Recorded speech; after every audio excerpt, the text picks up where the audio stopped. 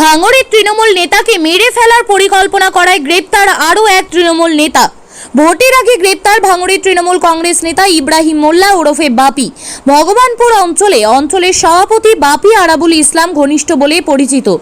প্রাক্তন প্রধান রেজিনা খাতুনের স্বামী বাপির বিরুদ্ধে খুনের পরিকল্পনা করার অভিযোগ।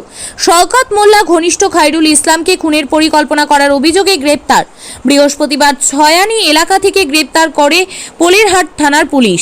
আগামীকাল বারুইপুর আদালতে তোলা হবে বলে পুলিশ সূত্রে খবর।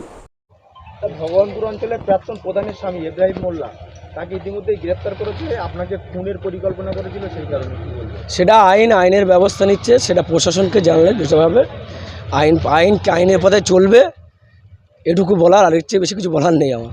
থানায় কি কোনো অভিযোগ দায়ের করেছিল? সেটা প্রশাসনের কাছে বুঝবে, আমি এটুকু বলবো, এর বেশি কিছু আমি কমেন্ট করতে না রে। আপনি অভিযোগ করেছিলেন? সেটা প্রশাসন জানে, প্রশাসন বুঝবে, সেটা ব্যাপারটা সেটা প্রশাসনের কাছে জানতে হবে আপনাদের। স্বাধীন ভারতবর্ষে আইনি ব্যবস্থা আছে, আইনের পথে হাঁটবে, এটুকু বলার।